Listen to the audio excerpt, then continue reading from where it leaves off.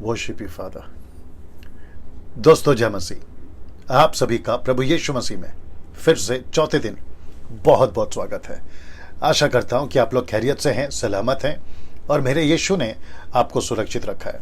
दोस्तों 3 दिन लगातार द बुक ऑफ डैनियल जिसके ऊपर हम अध्ययन दे रहे हैं, उसकी आशीष वचनों की शिक्षा सही मात्रा में और सही तरीके से आप लोग पा रहे हैं, मैं ये यकीन जानता हूँ, क्योंकि ये शिक्षाएं मेरी नहीं, ये परमेश्वर की अगुवाई, पवित्र आत्मा की अगुवाई से हो रहा है। दोस्तों आज का चौथा दिन, चौथा chapter, 4th chapter of the book of Daniel, उसके ऊपर मैं आज बात करने जा रहा हूँ और जिसके लिए मैं बहुत खुश हूँ, उत्साहित हूँ।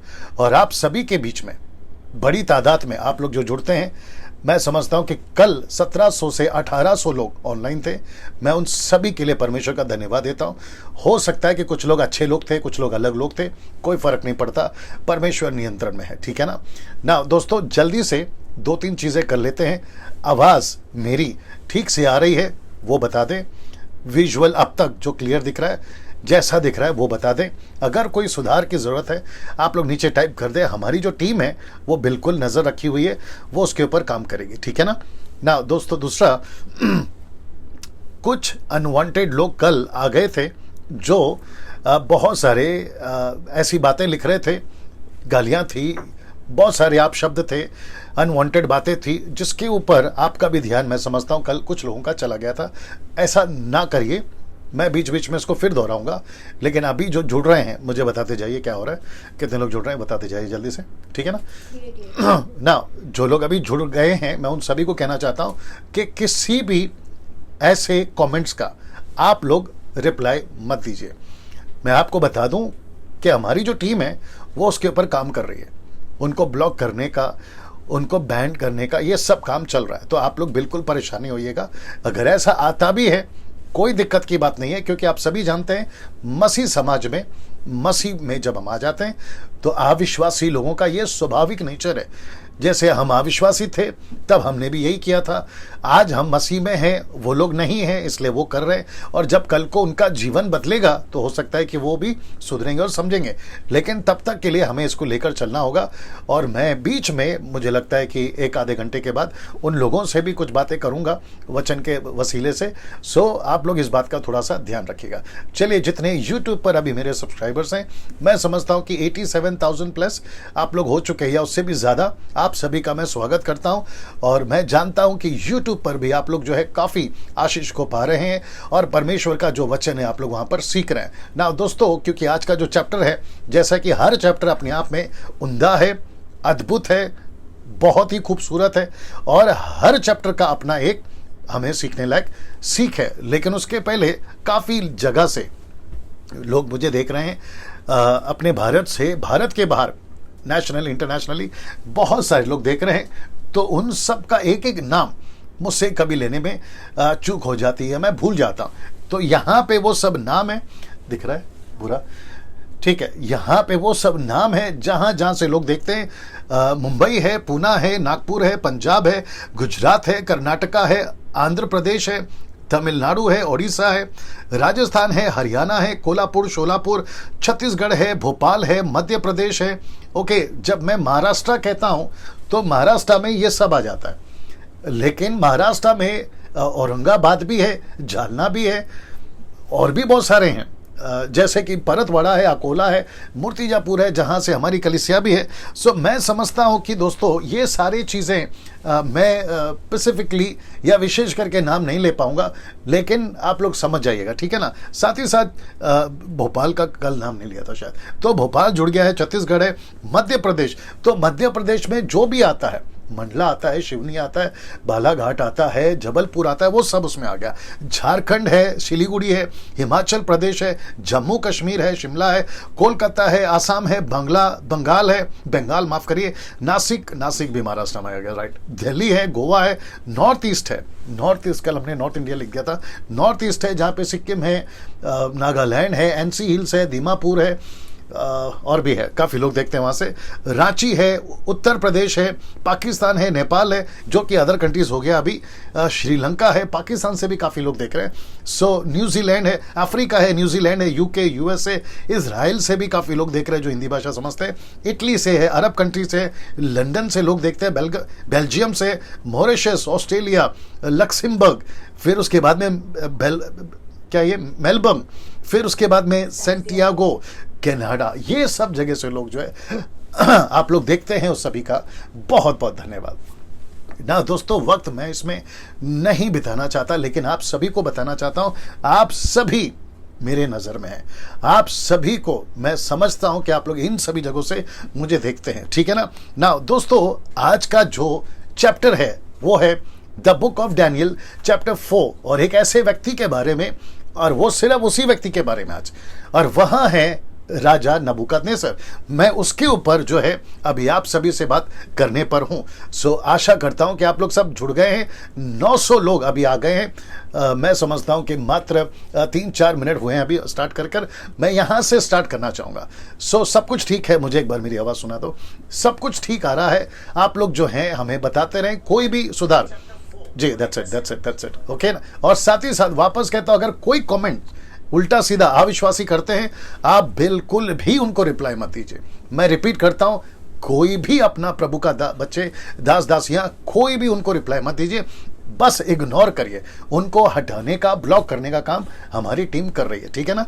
चलिए यूट्यूब वालों, आपको भी ध्यान में रखना है कि आप यीशु मसीह के सुसमाचार को जितनी तादाद में हो सकता है आप लोग फैलाते जाएं और प्रभु के राज्य को बढ़ाते जाएं। चलिए दोस्तों, मैं आज का जो चैप्टर है चैप्टर 4 उसको रखने जा रहा हूं ना। आपको याद होगा कि 3 चैप्टर अब तक हम कवर कर चुके हैं। पहला चैप्टर हमने आपको बताया था, इंट्रोडक्शन है, परिचय है, 4 कैरेक्टर्स हैं, डैनियल है, शद्रक, मेशक, अबेदनगो, जो कि बेबीलोन के तरीके से नाम था, लेकिन आपको मैंने ये भी नाम बताया था कि हनन्याह, मिशाएल, अजर्या, ये वो नाम है जो यहूदी नाम है, और उन सब का जीवन पाप से, बुराई से, राजा के खाने से, शराब से वो कैसे बचे रहे, जिसके चलते चैप्टर 2 में परमेश्वर के दास डैनियल को काफ़ी मदद मिली परमेश्वर की कृपा, दर्शन, स्वप्न बताने में, और जिसके चलते मैंने ये भी कहा था परमेश्वर सबके साथ काम नहीं करता, सच्चे दास के साथ ही परमेश्वर काम करता है। और चैप्टर 3 यानी कि यस्टरडे, कल बताया था मैंने कि कैसे परमेश्वर ने शद्रक, मेशक, अबेदनगो, हनन्याह, मिशाएल और अजर्या को कैसे परमेश्वर ने अद्भुत रीति से जो है उनकी सहायता करी और राजा की होश ठिकाने लाई, और उसको सत्य बताया, मूर्ति के आगे नहीं झुके। और जो कि मैंने कल बहुत स्ट्रांगली कहा था, परमेश्वर को एक चीज पसंद नहीं है, और वह है मूर्ति पूजा, आइडल वर्शिप। मैं रिपीट कर दूं, कल भी कहा था, आज भी रिपीट कर देता हूं, किसी भी प्रकार की मूर्ति, क्रूस, रोजरी, मरियम की फोटो, यीशु की फोटो, संतों की फोटो, किसी दास की फोटो, नेशनल हो या इंटरनेशनल हो, किसी की भी मूर्ति, मैं रिपीट कर दूं, किसी की भी, आप जो नाम बोलो वो नाम, किसी की भी मूर्ति की आराधना पृथ्वी पे परमेश्वर को पसंद नहीं है।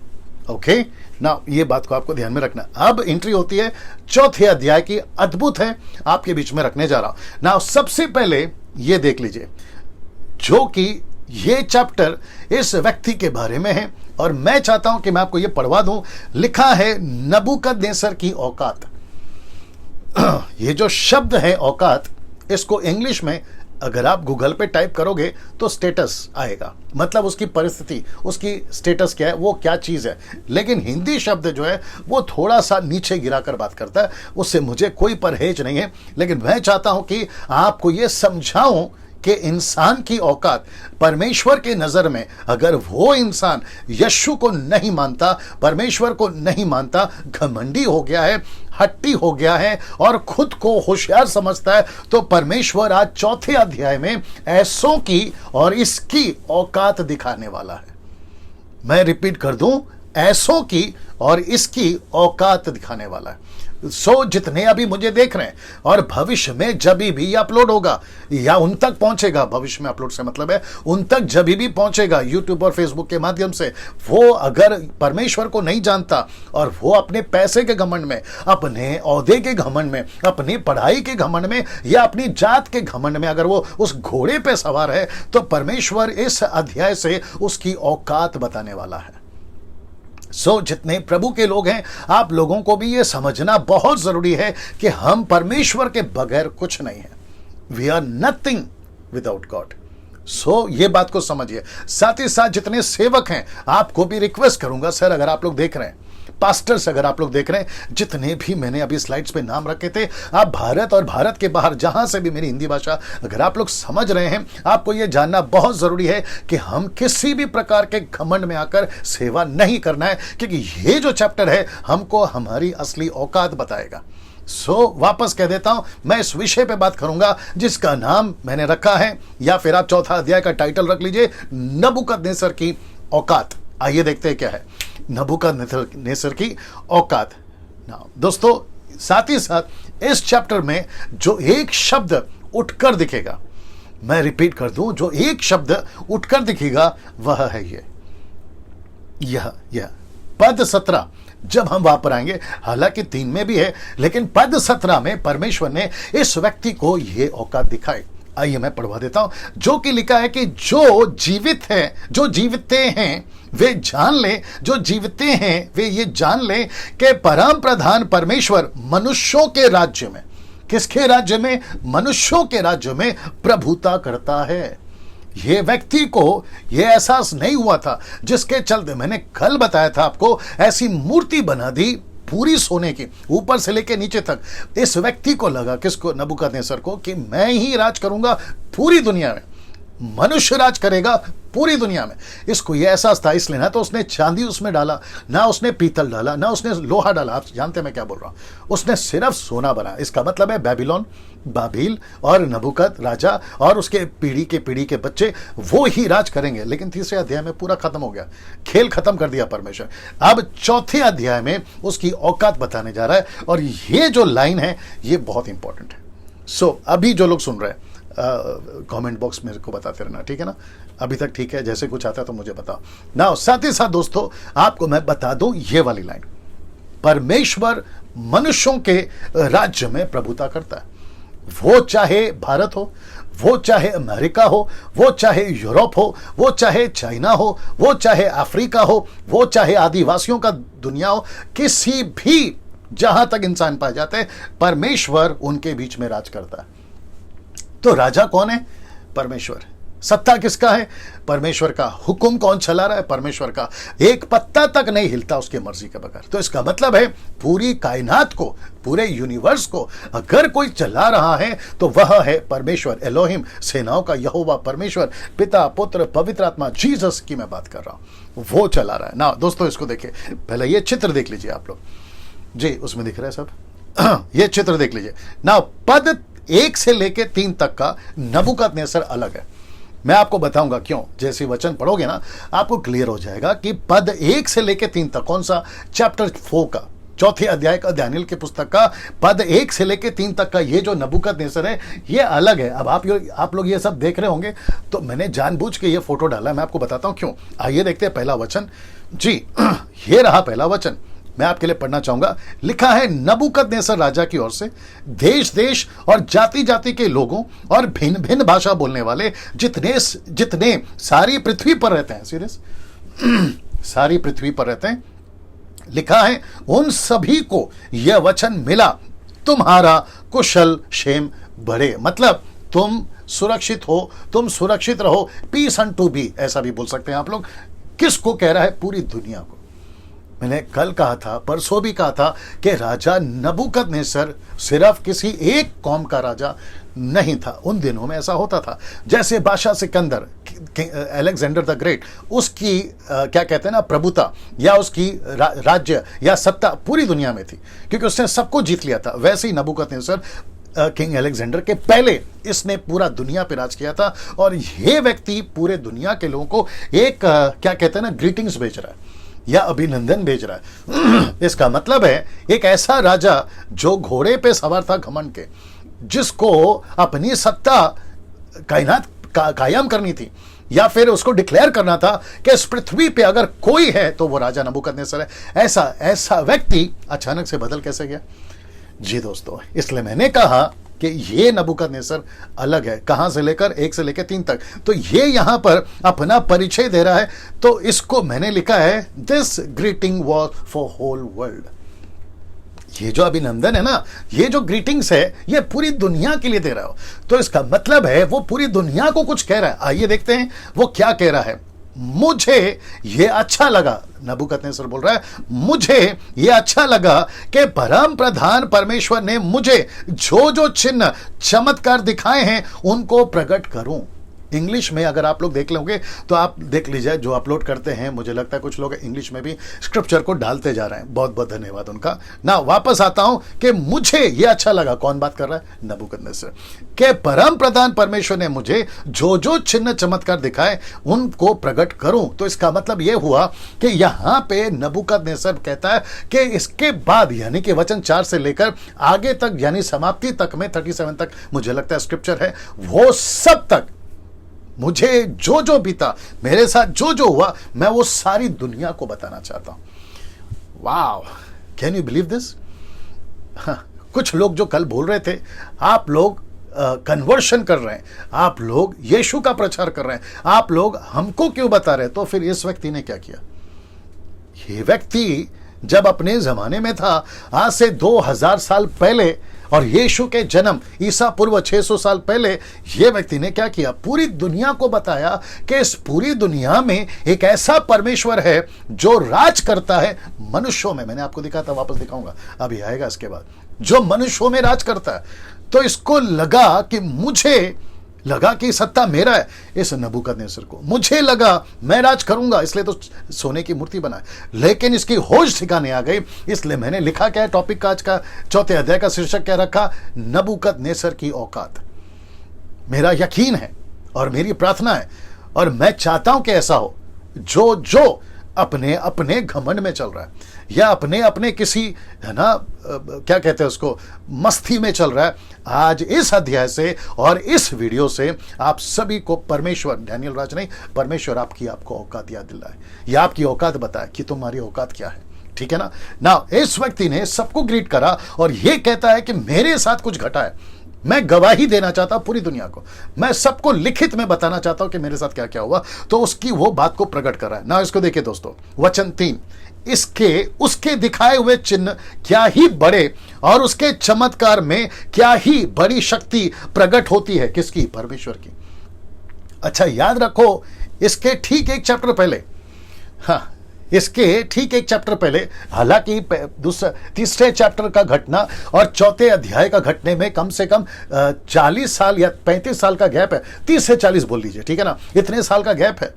लेकिन ठीक 1 चैप्टर पहले ये क्या कह रहा था? पूरी पृथ्वी पे मैं राजा हूं। सब कोई, अगर कोई देवता को याद करेगा, मेरे देवता बाल देवता को याद करेगा, मेरी जो मूर्ति है उसकी आराधना करेगा। लेकिन अब यहां पे सुर बदल गए, अब यहां पे सुर बदल गए साहब। यही तो मैं भी कह रहा हूं ना, जब तक सच्चाई की पता नहीं होगी आदमी भटकता रहेगा। लेकिन परमेश्वर का धन्यवाद हो कि दानियल की पुस्तक 4 अध्याय में नबूकदनेस्सर की औकात पता चल गई।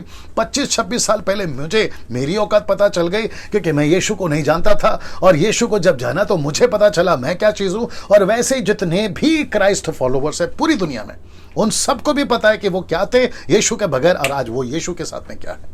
ठीक है ना? अगर किसी की औकात है, अगर किसी का दबदबा है, अगर किसी का राज्य है, तो वह यीशु है, उसी का है। बाकी सब पानी कम चाय। आप है मेरे साथ में ना दोस्तों? वो कहता है कि उसके दिखाए हुए चिन्ह क्या ही बड़े, उसके चमत्कार में क्या ही बड़ी शक्ति प्रकट होती है ना। इसको देखिए, अब ये आ गया, जब जब ब्रैकेट होता है ना ऐसा कुछ अलग कलर में, तो समझ जाना कि कुछ सीखने लायक वहां से मिलता है। उसका राज्य तो सदा का और उसकी प्रभुता पीढ़ी से पीढ़ी तक बनी रहती है। उसका राज्य सदा का। ये नबूकदनेस्सर पहला किसका राज्य बनाना चाह रहा था? खुद का। लेकिन जब इसको एहसास हुआ, कर लो 20 कर लो जैसा भी ठीक लगे, इसको जैसा ही एहसास हुआ कि अब ऐसा नहीं है, सिस्टम तो कुछ और है, बातें तो कुछ और है, तब जाकर ये कहता है राज्य तो उसका सदा बना रहेगा। राज्य तो उसका, वो भी कब तक? पीढ़ी से पीढ़ी तक, अनंत काल का। So my goodness, get ready ना। हमारा परमेश्वर मट्टी नहीं है साहब कि कहीं पे लेके जाके डुबा दिया तो खत्म हो जाएगा। जिसको समझ में आ रहा है समझ जाइए। कहते हैं समझदार को इशारा काफी है। हमारा परमेश्वर पेड़ थोड़ी ना जो काट दिया और खत्म हो जाएगा, पत्ता थोड़ी है जो उड़ जाएगा, कागज थोड़ी है जो तुम ऐसा लपेट के फेंक दोगे।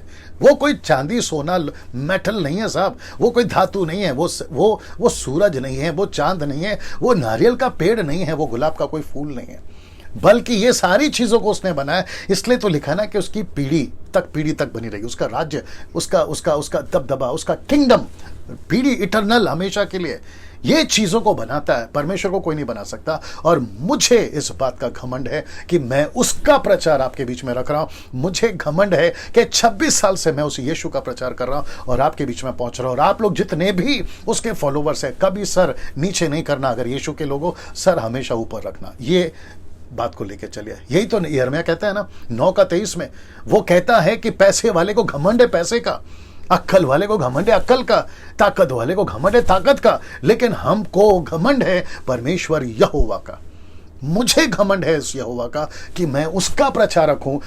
मैं किसी नेता का प्रचारक नहीं हूं, मैं किसी पार्टी का रिप्रेजेंटेटिव नहीं हूं, मैं किसी नेशन का रिप्रेजेंटेटिव नहीं हूं, मैं यीशु का रिप्रेजेंटेटिव हूं। इसलिए तो लिखा ना 2 कोरिन्थियंस चैप्टर 5:20 में, वी आर द एम्बेसडर्स, हम राजदूत हैं उसके। अब आप सोच के देखिए हमारी लेवल क्या है उसके साथ। हाँ, याद रखो उसके साथ में ना। दोस्तों, अब यहां से नबूकदनेस्सर की आप बीती शुरू होती है। पद 1 से लेकर 3 तक, यहां सब ठीक चल रहा है। पद 1 से लेकर 3 तक में नबूकदनेस्सर राजा ने जो है वो क्या कहते हैं, अपनी बातें बताई, सबको ग्रीट करा, पूरी दुनिया को बता रहा, याद रखो। तो उसका लेटर में अब यहां से वो अपनी आप बीती सुना रहा, और ये पूरी दुनिया सुन रही थी उस वक्त में। ऐसा पूरे दुनिया को सुनाया गया था। और क्योंकि अभी 2600 साल से भी ज्यादा बीत चुके, तो मेरा फर्ज है कि जो बाइबल मेरे हाथ पहुंची आपके बीच में रख रहा हूं। अब आप इसको कैसे देखना चाहते हो, लेना चाहते हो, अविश्वास से बात कर रहा हूं, ये आपके ऊपर है, ठीक है ना। दोस्तों, अब यहां से नबूकदनेस्सर की आप बीती शुरू होती है, और मैं आशा करता हूं कि आप लोग के दिमाग में पहला अध्याय से लेकर अभी तक का पूरा पिक्चर बना हुआ है, और आप लोग चौथे अध्याय को भी ठीक से समझ पाओगे ना। इसको देख लेते हैं। वचन 4 से शुरू हो रहा है। मैं नबूकदनेस्सर, कौन? खुद बात कर रहा है। मैं नबूकदनेस्सर कहता है, अपने भवन में चैन से और अपने महल में प्रफुल्लित रहता था। मतलब इस घटना को बीते कम से कम, मतलब जो तीसरा अध्याय है चौथे अध्याय के बीच में, मैंने जैसे कहा 30 से 40 साल का, या 30-35 साल से 40 साल का गैप आप लोग रख लीजिएगा। इतना समय के बाद में यह व्यक्ति कहता है सब कुछ ठीक चल रहा था। मैं रिपीट कर दूं, यह कहता है कि सब कुछ ठीक चल रहा था, ना कोई लड़ाई का चक्कर था, ना कोई युद्ध हमारा था, ना किसी ने हम पर आक्रमण किया था, हम लोग बिल्कुल शांतिपूर्वक थे। और ऐसे टाइम पे जब मैं अपने महल में, अपने भवन में चैन से था, पीसफुली था। वचन 5 देखिए क्या लिखा, मैंने ऐसा सपना देखा जिसके कारण मैं डर गया, और पलंग पर पड़े पड़े जो विचार मेरे मन में आए और जो बातें मैंने देखी उसके कारण मैं घबरा गया।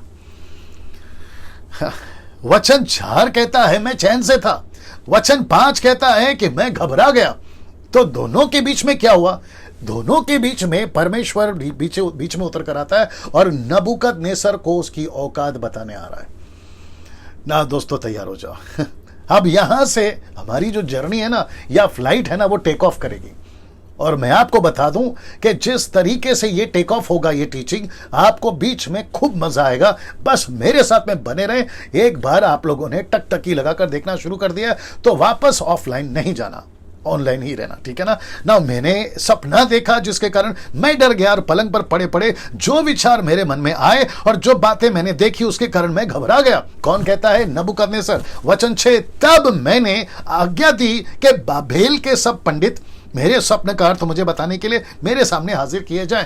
इसको फिर से सपना आया, इसको वो बेचैनी फिर से आई, तो इसने किसको बुलाया? पंडितों को बुलाया, जो पहले फेल हो चुके थे। आपको याद होगा दूसरे अध्याय में ये फेल हो चुके थे। तो ये फेलियर पंडित वापस आते हैं अपने ब्लैक मैजिक, अपने तंत्र यंत्र के साथ में, अपने जादू टोना के साथ में ये वापस आते हैं। और मैं आपको अभी भी बता दूं, ये फिर से फेल होने वाले हैं।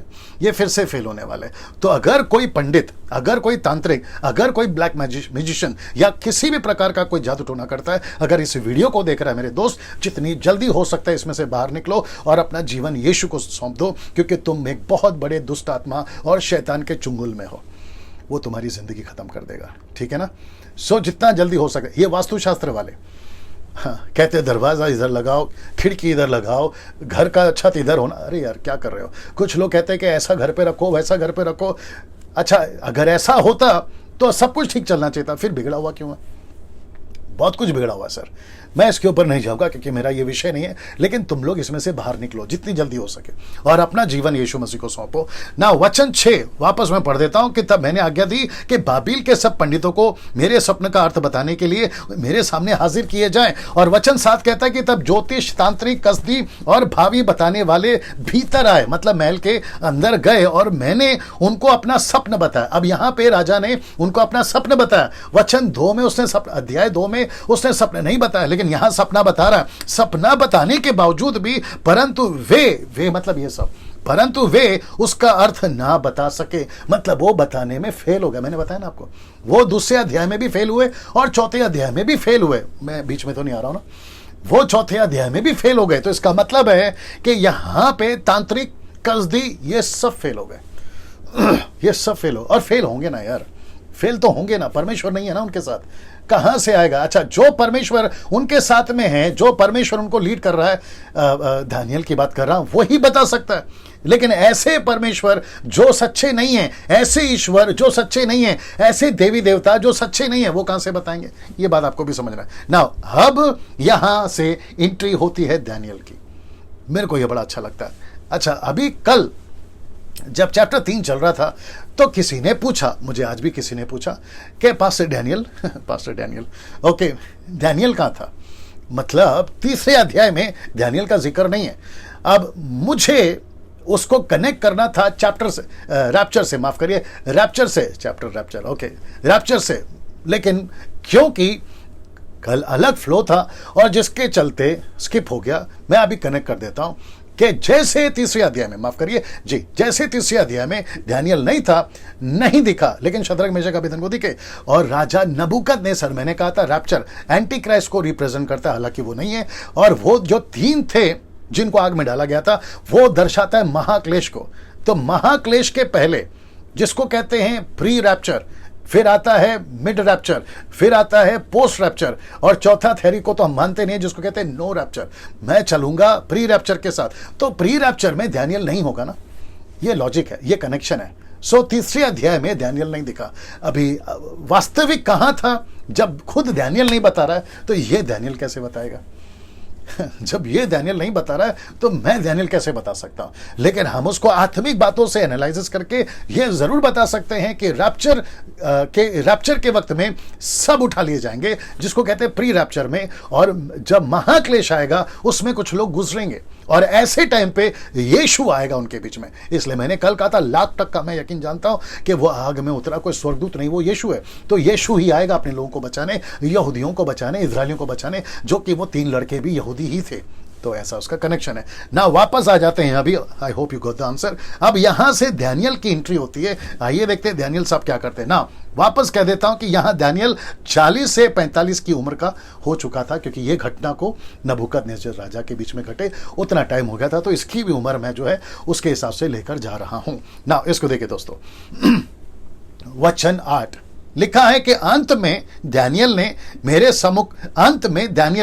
सम्मुख आया। ये देख लीजिए, रिपीट कर दूं, दानियल राजा नबूकदनेस्सर के सामने आया। और जब वो आया, आइए देखते क्या लिखा है, जिसका नाम मेरे देवता के नाम के कारण बेल्तशस्सर रखा गया था, जिसका मतलब है द गॉड ऑफ बेल, मतलब जो नबूकदनेस्सर जिसको मानता है कि दानियल का नाम उसने बेल्तशस्सर ही रखा। लेकिन पूरी 12 चैप्टर में दानियल ही चलेगा, और हम भी दानियल ही बुलाएंगे। हम इसको ये नाम से क्यों बुलाएं? कॉमन सेंस, ठीक है ना। सो राजा को जब पता चला कि दानियल नहीं, उसके हिसाब से बेल्तशस्सर आया है, तो रखा गया, उसके सामने आया ना, जिसमें पवित्र ईश्वरों की आत्मा रहती है ना। यहां पे ये सिंगुलर नहीं है, ये प्लूरल है, बहुवचन है। कहता है ईश्वरों की आत्मा, तो ये ईश्वरों ऐसा उसने क्यों कहा? तो मैं वापस कहता हूं, जो शायद पहले दिन कहा था, एलोहिम, ये प्लूरल है, ये सिंगुलर नहीं है। तो जो यहोवा विटनेस, ओनली जीसस, माता यरूशलेम, वन गॉड वाले, आपको ये समझाना होगा मुझे अभी कि राजा नबूकदनेस्सर तक को पता था। राजा नबूकदनेस्सर तक को पता था कि पिता है, पुत्र है, पवित्र आत्मा है।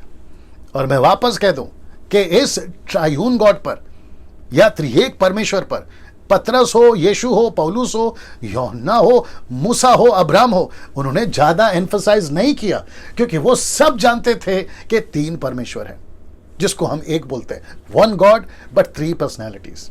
ये आपको समझना होगा, मेरा टॉपिक नहीं है, इसके ऊपर बहुत सारी वीडियो बनाई है यूट्यूब पे, आप लोग उसको देख सकते हैं, ठीक है ना। कमेंट्स का सब ठीक ठाक चल रहा है अभी तक, जैसा हुआ तो बताइए ना। दोस्तों मैं वापस कहता हूं कि ईश्वरों की आत्मा, ना इसको देखिए, और मैंने उसको अपना स्वप्न यह कहकर बता दिया।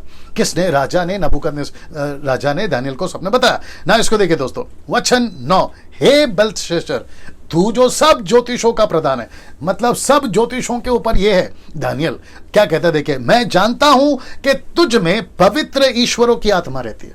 सी, पवित्र ईश्वरों, सो एक बार नहीं बोला उसने, रिपीटेड है, वापस और आएगा। सो जहां जहां ये ब्रैकेट है, आप समझ जाइए कि मैं क्या बोलने की कोशिश कर रहा हूं। पवित्र ईश्वरों की आत्मा रहती है। अब इसको देखिए, और तू किसी भेद के कारण नहीं घबराता, इसलिए जो स्वप्न मैंने देखा है उसे अर्थ समेत मुझे बताकर समझा दे। तो मुझे मेरा स्वप्न का अर्थ बता मुझे मेरे स्वप्न का अर्थ बता। वाह! सो राजा को कंफर्म था कि दानियल का परमेश्वर सब जानता है। मैं आपको भी बता दूं, जितने अभी क्राइस्ट फॉलोवर्स, यीशु के अनुयायी या यीशु के विश्वासी अभी देख रहे हैं, सर आपको और हमको अपने परमेश्वर पर इस तरीके से घमंड होना चाहिए कि हमारा परमेश्वर सब जानता है। परमेश्वर सब जानता है। और यहां पे दानियल को भी पता था कि अगर राजा का सपना कोई बता सकता है तो वो सिर्फ परमेश्वर बता सकता है ना। इसको देखिए, वचन 10, जो दर्शन मैंने पलंग पर पाया वह यह है, मैंने देखा कि पृथ्वी के बीचों बीच एक वृक्ष लगा है, उसकी ऊंचाई बहुत बड़ी है। मैं आपको चित्र दिखा देता हूं, ये देख लीजिए, जितना आप समझ सकते हैं या मेरे पास में है उतना मैं आपको समझा रहा हूं। ये चित्र देख लीजिए। अब आप लोग सोचेंगे, डैनियल भाई ये चित्र पेड़ वाला क्यों? आपको याद होगा, शायद मैंने कल या परसों बताया था कि नबूकदनेस्सर ने अपने पैलेस में सबसे ज्यादा उसने अगर लगाए थे तो पेड़ लगाए थे। और उसने जो हैंगिंग गार्डन बनाया था ना, जो 7 वंडर्स में से एक था उन दिनों में, उसने सबसे ज्यादा पेड़ से ही सजाया था। तो परमेश्वर ने उसको उसी की भाषा में उसको दर्शन दिया। तो कहा कि नबूकदनेस्सर, जो तुझे पेड़ों से बड़ा शौक है, तू पेड़ों को बहुत पसंद करता है, तो वही दर्शन उसको दिखाया। और पेड़ों की भाषा में, अपोक्लिप्टिक, मैंने कहा था द बुक ऑफ रेवलेशन के टीचिंग के टाइम पे, कि परमेश्वर चिन्हों का इस्तेमाल करता है, दर्शनों का इस्तेमाल करता है, सिंबॉलिक के तरीके से बात करता है, ताकि लोगों को उनके तरीके से उनको समझा सके, ठीक है ना। सो यहां पे उसने देखा कि जब मैं लेटा था तो मुझे एक वृक्ष लगा हुआ, उसकी ऊंचाई बहुत बड़ी थी। अब आप सोच के देखिए, बहुत बड़ी मतलब वाकई में बहुत बड़ी, आप समझ जाइए, बहुत बड़ी मतलब बहुत बड़ी, ठीक है ना। फिर वचन 11, वह वृक्ष बड़ा होकर दृढ़ हो गया, मतलब इतना बड़ा हो गया और दृढ़ हो गया। अभी देखिए, उसकी ऊंचाई स्वर्ग तक पहुंची, वह सारी पृथ्वी के छोर तक दिखाई पड़ता था। ये वो पेड़ का दृश्य है, ये वो पेड़ का दृश्य है। आपको समझाने के लिए मैं वापस कहता हूं कि ये पेड़ कोई और नहीं, जब मैं इसको कंक्लूजन में लाऊंगा, ये खुद राजा नबूकदनेस्सर है। और याद रखो टॉपिक क्या है, 4 अध्याय का, नबूकदनेस्सर की औकात। वचन 12 लिखा है, उसके पत्ते सुंदर, उसमें बहुत सारे फल थे, यहां तक कि उसमें सभी के लिए भोजन था। उसके नीचे मैदान के सब पशुओं को छाया मिलती थी। उसकी डालियों में आकाश की सब चिड़ियां बसेरा करती थी, सब प्राणी उससे आहार पाते थे। यह है नबूकदनेस्सर, जो कि बेबीलोन को दर्शाता है, राजा को दर्शाता है। ऐसी उसकी जो है परमेश्वर यहां पे पहले तारीफ करता है नबूकदनेस्सर ने जो सपना देखा ना। इसको देखिए, वचन 13, मैंने पलंग पर दर्शन पाते समय क्या देखा कि एक पवित्र दूत स्वर्ग से उतर आया। ये देख लीजिए, यह है नबूकदनेस्सर, यह है स्वर्गदूत, और यह है वो पेड़ जिसका वो दर्शन देख रहा है ना। जैसे उसने दर्शन देखा और जैसे ये दृश्य देखा, देखिए अब यहां पे पवित्र दूत, तो बात किसको हो रही है? नबूकदनेस्सर को। तो परमेश्वर अपने हर एक कैरेक्टर को, दास हो, सेवक हो, विश्वासी हो, उसको ऐसे ही संबोधित करता है कि ये मेरे लोग हैं, ये पवित्र लोग हैं। ये आपको समझना होगा, कुछ लोग अलग इसका मतलब निकालेंगे, इसलिए मैं बोल रहा हूं ना। अब बात करते हैं वचन 14 की। कहता है, उसने ऊंचे शब्द से पुकार कर यह कहा, किसने? स्वर्गदूत ने ऊंचे शब्द से पुकार कर कहा, क्या कहा? वृक्ष को काट डालो। किसको काट डालो? राजा नबूकदनेस्सर को। क्या काट डालो? उसका घमंड, उसकी औकात दिखा दो। ये कनेक्ट करूंगा मैं। वो कहता है वृक्ष को काट डालो। जितने मुझे सुन रहे हैं, यही है आंकड़ा, 1500 लोग मुझे सुन रहे हैं, मैं उन सभी को कहना चाहता हूं सर, आप लोग यीशु के लोग हैं, आप यीशु के फॉलोवर हैं। आज बहुत सारा कुछ आपको सीखने मिलेगा, मेरे साथ बने रहिएगा, बहुत कुछ सीखने मिलेगा। और चैप्टर जैसे ही ये समाप्ति पर आएगा, मैं जानता हूं कि पवित्र आत्मा आपके हृदय में काम करेगा। जहां जहां आप घमंड के घोड़े पे सवार हैं, जहां जहां आपको ईगो है, जहां जहां आपको नफरत है, जहां जहां आपको सुधार की जरूरत है, मैं यकीन जानता हूं कि आज पवित्र आत्मा आपके अंदर काम करेगा। वृक्ष को काट डालो, उसकी डालियों को छांट दो, उसके पत्ते झाड़ दो, उसके फल छितरा डालो, पशु उसके नीचे से हटाए जाएं और चिड़िया उसके डालियों पर से उड़ाई जाए। ऐसा कुछ सब दिख रहा है इसमें, ऐसा कुछ काट दो, झाड़ दो, निकाल दो। तो इसका मतलब है अब राजा नबूकदनेस्सर परेशान क्यों हुआ, आपको धीरे धीरे एहसास हो रहा होगा। Can you believe this? ये सब आपके बाइबल में है, ये सब दानियेल की पुस्तक में है, जिसको शायद हमने कभी ध्यान नहीं दिया। और परमेश्वर का बहुत बड़ा अनुग्रह, मैं वापस कहता हूं, इस कोरोना वायरस के चलते, इस लॉकडाउन के चलते परमेश्वर बहुत सारी चीजें हमें सिखा रहा है। मुझे आज सुबह या कल रात को पता नहीं, एक भाई ने, छत्तीसगढ़ से शायद है वो, मुझे मैसेज भेजा व्हाट्सएप के ऊपर और उन्होंने कहा कि डैनियल भाई, मैं बहुत कम लोगों की तारीफ करता हूं, लेकिन मैं आपकी तारीफ करना मांग रहा हूं, आपको अप्रिशिएट करना मांग रहा हूं। तारीफ का मतलब है अप्रिशिएट करना मांग रहा हूं कि आप जो काम कर रहे हैं और जो टीचिंग आप दे रहे हैं, जिसके चलते हम लोग बहुत कुछ सीख रहे हैं। मैं उस भाई को सम्मान करता हूं और उनको थैंक यू बोलना चाहूंगा कि वो बात को समझ पाया कि इस परिस्थिति में, इसलिए मैंने शुरू में कहा था, जब मार्च में हुआ था ये बीमारी, मार्च में जब लॉकडाउन हुआ था, मैंने तभी कहा था इसका खूब फायदा उठाओ। आपको परमेश्वर वक्त दे रहा है, आपको परमेश्वर 3 महीने दिए हैं, 50 दिन 3 महीने दिए हैं, उसका फायदा उठाओ। मुझे नहीं पता किस किसने उठाया, लेकिन मैंने बहुत उठाया सर। और मैं जानता हूं कि जितने लोग मुझे सुन रहे हैं, आपने भी खूब उठाया होगा, है ना। और ये चीजें हम सीख पा रहे हैं। तो राजा नबूकदनेस्सर का ये सपना, जहां पर लिखा है कि उसके पेड़ काट डालो, चिड़िए उड़ा दो, जानवर निकाल दो, ये सारी चीजें ना। अब देखिए वचन 15, तो भी उसकी ठूंठे को जड़ समेत भूमि पर छोड़ दो, जिसको कहते हैं स्टंप। इंग्लिश में स्टंप आया है, जिसको कहते हैं ठूंठे। मैं पिक्चर दिखाऊंगा तो आप समझ जाओगे। स्टंप को नहीं उखाड़ना। क्यों? क्योंकि खेल बाकी है, क्योंकि राजा को लौटा कर लेने वाली बातें अभी भी बाकी है। बीसीआई किस कर दो। तो भी उसके ठूंठे को जड़ समेत भूमि में छोड़ो। फिर कहता है उसको लोहे और पीतल के बंधन से बांधकर मैदान की हरी घास के बीच में रहने दो।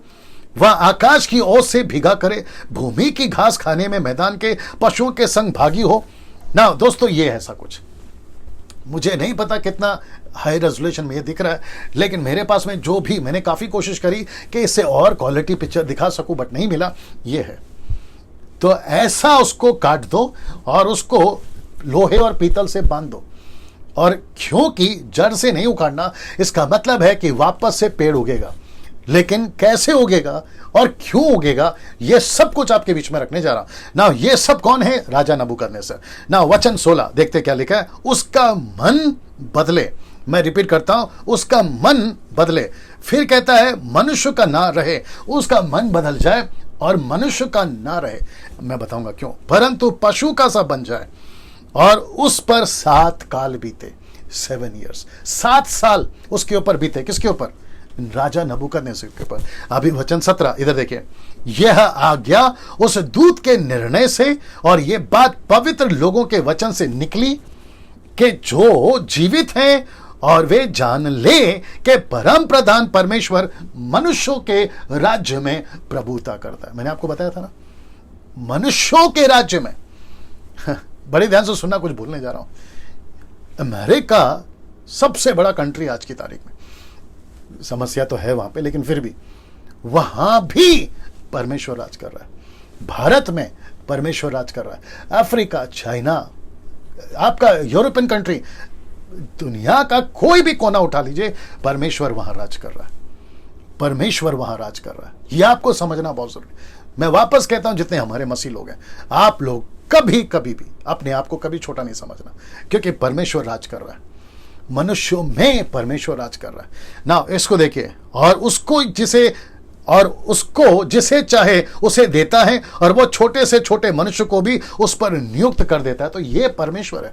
परमेश्वर कहता है मेरी मर्जी, मैं किसी को भी इस्तेमाल कर सकता हूं, मैं किसी को भी कैसे भी। तो जितने लोग कभी कभी कहते हैं क्या मेरा परमेश्वर इस्तेमाल करेगा, ये लीजिए आपके लिए आ गया। आपको अपनी पीठ थपथपानी है क्योंकि आपको परमेश्वर इस्तेमाल करेगा। वक्त की कमी है फिर भी बोल देता हूं। आज सुबह या दोपहर को, मुझे ठीक से याद नहीं है, फेसबुक के ऊपर जब मैं स्क्रॉल कर रहा था, मैं देखते रहता हूँ, अपडेट देखते रहता हूँ, आप लोगों का भी क्या कमेंट्स आते हैं मैं आप लोग का भी देखता हूँ। तो एक विचित्र व्यक्ति अपना ही मसीह समाज का भविष्यवाणी कर रहा था और वो भविष्य, अच्छा ऐसे भविष्यवाणियों के ऊपर कभी भी अपना ध्यान नहीं डालना। वो कह रहा था कि मुझे अभी परमेश्वर एक घर दिखा रहा है, मुझे परमेश्वर घर का कमरा दिखा रहा है, मुझे परमेश्वर कमरे पे जो पर्दे लगे हैं ना वो दिखा रहा है, ऊपर का सीलिंग वाइट है, उसके ऊपर ब्राउन कलर का पंखा है, मुझे ऐसा ऐसा दिखा रहा है। वो व्यक्ति कौन है मुझे कमेंट करके बताए। यार जब तेरे को परमेश्वर सब कुछ बता रहा है तो परमेश्वर ये भी तो बताएगा ना कि वो आदमी अभी वहां बैठ के देख रहा है। अब आप सोच के देखिए मूर्खता कितनी है और किस तरीके की भविष्यवाणियां चल रही हैं, और हम मसीह लोग ऐसे लोगों के पीछे पागल हो जाते हैं। तो मैं सबसे पहले कहना चाहता हूं ऐसों को कि यार तुम लोग जो अपनी दुकान खोल के बैठे हो फेसबुक पे, सोशल मीडिया पे, पहले उसको ताला लगाओ। दूसरी बात, अगर तुमको इतना ही शौक है प्रोफेसी करने का तो पहले बैठो और सटीक लेकर आओ। सटीक का मतलब समझते हो, एक्यूरेट, नाम क्या है, एड्रेस क्या है, सरनेम क्या है, ऐसे आओ तो मजा आएगा। हम भी जरा देखे तुम भी कितने हो पानी में हो। अगर नहीं बता सकते तो यार तुम्हारी बकवास क्यों करते रहते हो फेसबुक के ऊपर। और जितने उसको सुनते हैं या फॉलो करते हैं, मैं आपको भी कहना चाहता हूं कि ऐसों को अनसब्सक्राइब अनफॉलो करिए, मत देखिए, टाइम वेस्ट है। आपको जो भी चाहिए डायरेक्ट प्रभु से मांगना है, डायरेक्ट प्रभु से मांगना है। यह बीच में मैंने जानबूझ के डाला ताकि आपको भी समझ में आए। तो वापस कह दूं कि परमेश्वर किसी को भी कभी भी कैसे भी इस्तेमाल कर सकता है, आप किसी से कम नहीं है। इसलिए प्रार्थना निवेदन बांटना बंद करो, खुद ही प्रार्थना करो, प्रभु आपको आशीष देगा। वचन 18, आइए देखते क्या लिखा है। मुझ नबूकदनेस्सर राजा ने यही सपना देखा। तो वो कहता है मैंने ये सपना देखा, अब इसलिए हे बल्तशस्सर तू इसका अर्थ बता। आइए देखते क्या लिखा है। क्योंकि मेरे राज्य में और कोई पंडित इसका अर्थ मुझे समझा नहीं सका। ये मेरे राज्य में ऐसा कोई पंडित है ही नहीं जो मेरे सपनों को बता सके, परंतु तुझ में तो वापस आ गया, तुझ में तो पवित्र ईश्वरों की आत्मा रहती है, इस कारण तू उसे समझा सकता है। तो क्यों दानियल समझा पाया? क्योंकि उसमें परमेश्वर रहता है। मैं वापस कह रहा हूं, अभी भी बोला था ना कि अगर कोई प्रोफेसी करता है तो सटीक करे ना, सटीक करो। ये टाइम पास क्यों, मुझे ऐसा लग रहा है, मुझे ऐसा लग रहा है, अभी यहां कोई है, अरे यार ये क्या है, यहीं से पता चल जाता कि तुम क्या करना चाह रहे हो। ठीक है ना। सो इसको जरा ध्यान रखिए, परमेश्वर हमारे अंदर रहता है, दानियल के अंदर रहता है। इसलिए नबूकदनेस्सर ने बोला तू बता पाएगा। वचन 19, तब दानियल जिसका नाम बेल्तशस्सर भी था घड़ी भर घबराता रहा। मतलब इसको सपना का अर्थ ऑन द स्पॉट प्रभु ने बता दिया, और ऐसा लिखा है कि ये घबरा गया। और ये घबरा इसलिए गया क्योंकि दानियल नबूकदनेस्सर राजा के साथ में कम से कम 20 साल की उम्र से लेकर यहां जब तक राजा है 30-40 साल तक उसके साथ में है। और मुझे यकीन है कि दानियल ने राजा को बहुत सारी टीचिंग दी होगी, जिसके चलते चौथे अध्याय में इसका यह परिवर्तन हुआ है। मैं लास्ट में बताऊंगा कि मुझे ये व्यक्ति कहां मिलेगा, अभी जब हम स्वर्ग में होंगे तब की बात कर रहा हूं। ठीक है ना। सो राजा के बारे में जब दर्शन मिला तो दानियल थोड़ा सा अपसेट हो गया, बोला यार ये क्या हो गया राजा तेरे साथ में। तो लिखा है कि घड़ी भर के लिए घबराता रहा और सोचते सोचते व्याकुल तक हो गया। ये देखिए, सोचते सोचते व्याकुल हो गया। तब राजा कहने लगा दानियल से, हे बेल्तशस्सर, इस स्वप्न से व उसके फल से तू व्याकुल मत हो। बेल्तशस्सर ने कहा, हे मेरे प्रभु, ये स्वप्न मेरे बैरियों पर, क्षमा करे, तेरे बैरियों पर, इसका अर्थ तेरे द्रोहियों पर फले। मतलब जो सपना का अर्थ मैं अभी बताने पर हूं, ये तुझ पर कभी नहीं घटना चाहिए। इतनी भयंकर बातें अभी तेरे साथ होने वाली है। आइए देखते हैं वो भयंकर बात क्या है। अब इसको देख लीजिए। अब राजा के स्वप्न का अर्थ यहां से शुरू हो रहा है, और ये आपके बीच में मैं रखने जा रहा हूं, जिससे हम सबको आज कुछ सीखना है। जी दोस्तों, मैं कुछ सेकंड रख देता हूं इसको, आप लोग देख लीजिएगा। यहां सब ठीक है? कमेंट्स का क्या है? ओके, लिखा है कि अब राजा के स्वप्न का अर्थ, जिससे हम सबको आज कुछ सीखना है। मेरे साथ में बने रहे, आपको खूब मजा आएगा। ठीक है ना। वचन 20 लिखा है कि जिस वृक्ष को तूने देखा, यहां से अभी सपना का क्या कहते हैं ना, पर्दा उठना शुरू हो गया या रिवील होना शुरू हो गया। जिस वृक्ष को तूने देखा जो बड़ा और दृढ़ हो गया और जिसकी ऊंचाई स्वर्ग तक पहुंची, देखते रहिए, जो पृथ्वी के सिरे तक दिखाई देता था। वचन 21, जिसके पत्ते सुंदर और फल बहुत थे, जिसमें सभी के लिए भोजन था, जिसके नीचे मैदान के सब पशु रहते थे, जिसकी डालियों में आकाश की चिड़ियां बसेरा करती थी। लिखता है कि वचन अभी आएगा, वचन 22, बड़े ध्यान से रहिएगा, ये सब कुछ, वचन 22, तैयार हो जाइए, हे राजा वह तू ही है। देख लो, वो पेड़ कौन है राजा? वो राजा पेड़ कोई और नहीं, तू है। वो पेड़ तू है। अब आप सोच के देखिए, राजा की औकात, मैंने इसलिए पहले डाल दिया, राजा की औकात 3 अध्याय तक, मेरी मूर्ति, मेरा देवता, मैं राजा, मैं अलाना, मैं फलाना, यह 3 चैप्टर तक चल रहा था दोस्तों। पूरी दुनिया में लेटर लिखकर भेजा था इसने कि जब जब म्यूजिक बजे, जब जब तुरी फूके, मेरी मूर्ति की आराधना करो। लेकिन अब यहां पर इसकी औकात पता चल रही है। बादशाह सिकंदर पूरी दुनिया को जीता, लेकिन आपको पता है जब ये दुनिया छोड़कर जा रहा था तो उसने कॉफिन बॉक्स में अपने दोनों हाथ को बाहर क्यों रखने का संदेश दिया या आदेश दिया? उसने कहा कि दुनिया को बताओ कि इंसान सब कुछ हासिल कर सकता है, जीते जी, लेकिन जब वो मरता है तो कुछ नहीं लेके जा सकता। इसलिए तो लिखा मत्ती 16:26 में, पूरी दुनिया को हासिल किया लेकिन अपनी जान को गंवाया, क्या फायदा? यीशु मसीह ने एक उदाहरण दिया था किसान के बारे में। उसने कहा कि मैं इतना अनाज मेरे पास आ गया, मैं अपने पूरे गोडाउन में भरूंगा और खुद को कहूंगा कि अब तेरे पास इतना पैसा है, सुख से चैन से खा पी और सुख रहे। लेकिन परमेश्वर कहता है, बेटा आज रात तू मरने वाला है, ये तेरा पैसा किस काम का? अब आप सोच के देखिए, दुनिया में कितने लोग हैं जिनका फोकस पैसा है, जिनका फोकस अय्याशी है, जिनका फोकस जो है संसारिक है, जिनका फोकस है हॉलीवुड, टॉलीवुड, बॉलीवुड, जिनका फोकस यह है कि बस फेमस हो जाओ, पैसे कमाओ। लेकिन परमेश्वर बोलता है, बेटा आज रात तू मरने वाला है, तेरी जिंदगी कुछ समय के लिए है। मैं वापस कहता हूं, ये वीडियो जहां तक जा रहा है या जहां तक आप लोग पहुंचा सकते हो, मैं उन सभियों से बात कर रहा हूं जो आज यीशु को मानते हो या नहीं मानते हो। मैं उन सभी को बोलना चाहता हूं, सर ऐसे हो तुम कुछ नहीं हो, तुम लंदन के प्रिंस हो, मैं तुमसे बात कर रहा हूं।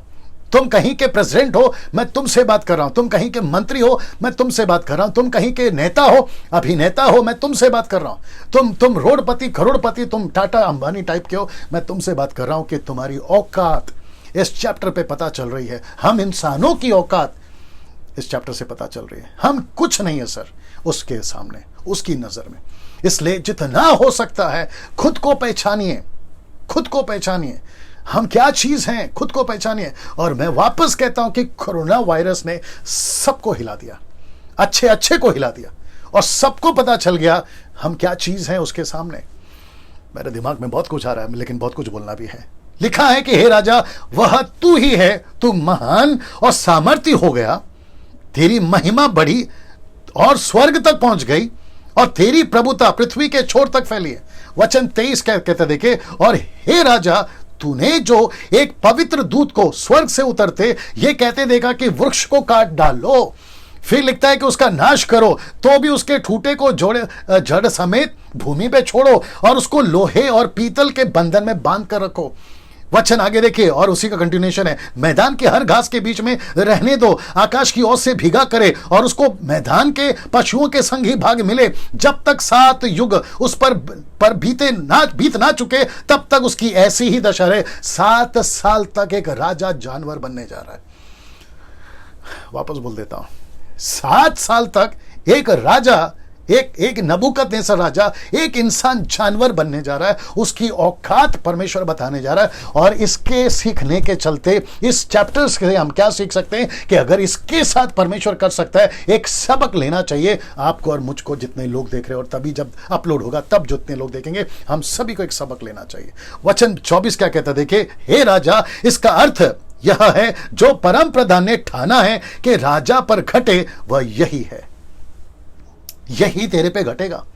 अब बताता हूं क्या लिखा है, ये देख लीजिए। वचन 25, तू मनुष्यों के बीच में से निकाला जाएगा। मतलब अब तेरी गिनती 7 साल मनुष्यों के बीच में नहीं रही। मैं आपको बताता हूं क्या होगा उसके साथ में, और मैदान के पशुओं के संग रहेगा। Can you believe this? मतलब एक इंसान जो राजमहल में रहता था, एक इंसान जो सोने चांदी के बीच में खेलता था, एक इंसान जो कितना बताया था मैंने, 60 किलोमीटर उसका पैलेस है, 15 इधर 15 इधर 15 इधर और 15 इधर, 60 किलोमीटर फैला हुआ राजा की जिंदगी, मजे की जिंदगी, ऐसा व्यक्ति कहता है कि मनुष्य से निकाला जाएगा और तू जानवरों के साथ रहेगा। ना केवल ये, मैं फोटो भी दिखाऊंगा आपको, तू बैलों के समान घास खाएगा। बैलों के समान घास खाएगा, इसका मतलब है पागल हो जाएगा तू। मैं बताऊंगा आपको। आकाश की ओस में भीगा करेगा। अब चित्र आ रहा है, देख लीजिएगा आपको कैसा लगता है और आपको अनुमान हो जाएगा। ये देख लीजिए, लाइट बंद करने की जरूरत है। ये देख लीजिए, ये है नबूकदनेस्सर राजा। ये पिक्चर है, ये इमेजिनेशन है, ये मात्र फोटो है, ये मात्र काल्पनिक चित्र है, लेकिन ओरिजिनल तो इससे भी भयंकर होगा जो वहां घटित हुआ था इसके साथ में। ये राजा जो महलों में रहता है, जिंदगी अय्याशी की थी, ऐसा व्यक्ति पागल होकर, देखिए पागल हो गया ये आदमी, 7 साल पागल हुआ ये। और इसीलिए पहले वचन से लेकर तीसरे वचन तक में लेटर क्यों लिखा, क्योंकि इसकी औकात उसको पता चल गई। ऐसा आदमी, अब जितने मुझे सुन रहे हैं, देख रहे हैं, मैं आपको पूछना चाहता हूं, सर आपको घमंड किस बात का है? पैसे का? कहां जाएगा तुम्हारा? इसको देख लो। आपको किसका घमंड है? अपने धर्म का? इसको देख लो। आपको घमंड किसके बात का है? आपके ओहदे का? इसको देख लो। आप बहुत फेमस हैं तो घमंड है, इसको देख लो। परमेश्वर आज कुछ हमें सिखा रहा है ना। मैं रखूंगा कुछ चीजें और ना, इसको देखिए, 7 युग तुझ पर बीतेंगे। कितने? 7 युग, जब तक कि तू ना जान ले। ये इंटरेस्टिंग है, लिखा है कि जब तक तू ना जान ले। क्या ना जान ले? देखिए कि मनुष्यों के राज्य में, बहुत इंटरेस्टिंग है, परम प्रधान ही प्रभुता करता है। वाह, मैं इसको कुछ सेकंड रख रहा हूं, देखिए इसको आप लोग। ये आंकड़ा है, ओके। लिखा है कि 7 युग तुझ पर बीतेंगे जब तक कि तू ना जान ले कि मनुष्यों के राज्य में परम प्रधान ही प्रभुता करता है। मुझे नहीं पता आप में से कितने लोग कैसे समझ रहे हैं इसको, लेकिन मुझे एक चीज ऐड करने दीजिए। आप कोई भी हो, आप किसको फॉलो करते हो उसके कोई मतलब नहीं। अगर आपने ये नहीं जाना ना, जीते जी गई भैंस पानी में। मैं रिपीट कर दूं, तुम हिंदू हो, मुस्लिम हो, सिख हो, ईसाई हो, बुद्धिस्ट हो, पारसी हो, आदिवासी हो, यहूदी हो, दुनिया के कहीं के भी हो, अफ्रीकन हो, चाइनीज हो, कहीं के भी हो, जब तक ये नहीं जानोगे, खत्म, कोई मतलब नहीं है तुम्हारा। तुम्हारे पास में प्राइवेट जेट होंगे, तुम्हारे पास में विलास होगा, तुम्हारे पास में करोड़ों की संपत्ति होगी, तुम सोने चांदी के बिस्तर में सोते होगे, लेकिन अगर ये नहीं जाना ना, तुमसे बदनसीब आदमी कोई नहीं होगा। रिपीट कर दूं, तुमसे बदनसीब और गया गुजरा इंसान कोई नहीं होगा अगर ये नहीं जाना तो। अगर इसको जान गए, झोपड़े में रहते हो, तुमसे करोड़, बिलियन, ट्रिलियन, जो भी बोलना चाहो, बेहतर आप ही हो जाओगे, क्योंकि आप परमेश्वर को जान गए। आप यहां ताली बजा सकते हैं, जैसा चाहे रिस्पॉन्स दे सकते हैं, आप प्रेज द लॉर्ड, आमीन लिख सकते हैं, जैसा आपको ठीक लगे। ये है परमेश्वर। इसलिए राजा को उसने कहा कि जब तक तू ये जान ना ले कि मनुष्यों के राज्य में परम प्रधान ही प्रभुता करता है। ना तो ग्रीस, ना रोम, ना बेबीलोन, ना मादी फरासी, नो, सिर्फ परमेश्वर। इस पृथ्वी पे किसी का राज्य नहीं है, परमेश्वर का राज्य है। और यह बात शैतान को अच्छी तरह से पता है, इसलिए तो वो गड़बड़ी कर रहा है ना। इसको देखिए, और जैसा चाहे वह उसे दे देता है, मतलब जिसको जो चाहे परमेश्वर दे देता है। कैसे बताऊं आपको, कुछ लोग कहते हैं कि मसीहों को बोलते हैं, हम मसीहों को बोलते हैं, हम तुमको देख लेंगे। परमेश्वर बोलता है, बेटा जिस दिन अगर मैंने तेरे को देख लिया तो तेरे को कोई नहीं देख पाएगा। ये बात आपको समझना होगा। सो मसीहों से पंगा मत लीजिए, हम सेवकों से पंगा मत लीजिए। मैं संसार के लोगों से बात कर रहा हूं। आपको लगता होगा कि चर्च जलाना आसान है, परमेश्वर से पंगा मत लीजिए। आपको लगता है कि बाइबल पढ़ना आसान है, परमेश्वर से पंगा मत लीजिए। मैं रखूंगा एक कैरेक्टर को, आएगा वो अभी थोड़ी देर में, ठीक है ना। आपको लगता है कि हम सेवकों को यूट्यूब पे, फेसबुक पे गालियां देना आसान है, हम चुप इसलिए हैं क्योंकि वो एक्शन में आएगा।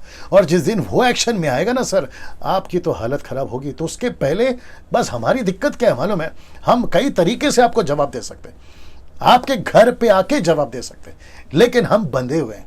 हमको किसने बांध के रखा है? वचन ने। हमको क्या कहा है पता है? जब कोई तुम्हें गालियां दे तो तुम उन्हें आशीष दो, अगर कोई तुम्हें मारे तो दूसरा गाल आगे करो। ये सिखाया सर हमको। नहीं तो सर अगर हमारे अंदर यीशु की ये बातें नहीं होती तो सर आपको, आप लोगों जो लिखते हो ना सब कुछ उल्टा सीधा, पूरी फैमिली को याद करते हैं ना आप लोग, वो सब का जवाब हम अच्छे से दे सकते थे आपको, लेकिन हमको वचन ने बांध के रखा है। नहीं तो 26-25 साल पहले मिलते तो हम भी आपको बताते। अच्छा तुम लोग नया नया लिखते हो, आए क्या वो लोग उसमें, सलोमी आए क्या उसमें? अच्छा कल लिखे थे राइस बैग या राइस बैग कन्वर्टर। हाँ, राइस बैग कन्वर्टर, ऐसा किसने लिखा था? तो फिर मैंने उनका प्रोफाइल चेक किया, यार तुम्हारे कपड़े देख के पता चलते हैं कि तुमको कई राइस बैग की जरूरत है और तुम हमको राइस बैग दोगे। तुम जैसों को हम 10 लोगों को पाल सकते हैं, तुम जैसों को, और तो हमको बताते हो कि राइस बैग दोगे। बहुत कुछ बोल सकता हूं सर, लेकिन बहुत कंट्रोल कर रहा हूं, ठीक है ना। आप जो चाहो लिख सकते। अच्छा, मेरे दिमाग में आप लोग के लिए एक पिक्चर बन गई, मैं बता देता हूं पिक्चर क्या है। मूर्ख हो तुम लोग। मेरे दिमाग में जो पिक्चर बनी है ना, जो अविश्वासी कल बहुत कुछ लिख रहे थे, तो मेरी गिनती में मेरी नजर में तुम्हारी गिनती मूर्खों की है, क्योंकि मूर्ख लोग ही ऐसी हरकत करते हैं। और साथ ही साथ में आपकी अपब्रिंगिंग भी पता चलती है, आपके माता पिता ने आपको क्या सिखाया वो पता चलता है, आपका धर्म आपको क्या सिखा रहा है वो पता चलता है, तुम जिसको मानते हो वो तुमको क्या सिखा रहा है वो पता चलता है। ये सारी चीजें पता चलती है। इसलिए आपको मैंने एक डब्बे में डाल दिया, जो कल जितने भी कमेंट कर रहे थे और शायद ये वीडियो सुनने के बाद भी करेंगे, आपको एक ही डब्बे में डाला। वो डब्बे का नाम है फुलिशनेस, मूर्खता, मूर्ख, उसमें डाला है। सो मूर्खों से बात करना तो वाजिब नहीं है ना सर, इसलिए आप लोगों को दूरी रखते हैं हम लोग, ठीक है ना। आपके लिए एक ही कर सकते हैं, इसको कहते हैं ये। सो या तो आपको ब्लॉक किया जाएगा, या तो आपको बैन किया जाएगा, या तो आपका जो कमेंट्स है उसको हटाया जाएगा, दूसरा कुछ नहीं कर सकते। और जितने हमारे मसीह लोग अभी देख रहे हैं, आपको भी यही सीखना है सर, कोई फायदा नहीं है उनको बात करने से, छोड़ दीजिए, ठीक है ना। उनको कोई जवाब नहीं देना। आई होप यहां सब ठीक चल रहा है ना, ये चीजें आपको समझ में आ गई ना दोस्तों। अब इसको देखिए, वचन 26, आशा करता हूं आप अभी तक सीख रहे हैं। वचन 26 कहता है कि उस वृक्ष के टूटे को जड़ समेत छोड़ने की आज्ञा जो हुई है, देखिए क्या लिखा है, इसका अर्थ यह है, मतलब स्टैंप अभी तक नहीं उखाड़ा, जड़ के साथ में पेड़ को नहीं उखाड़ा। इसका अर्थ यह, आइए देखते क्या लिखा है। लिखा है कि तेरा राज्य तेरे लिए बना रहेगा, वापस आएगा, तेरा राज्य तेरे लिए बना रहेगा। अच्छा, ये लेटर सब कौन सुन रहे हैं? ये 4 अध्याय का जो लेटर लिखा है ना नबूकदनेस्सर, ये कौन सुन रहा है? ये पूरी दुनिया सुन रही है उस वक्त में।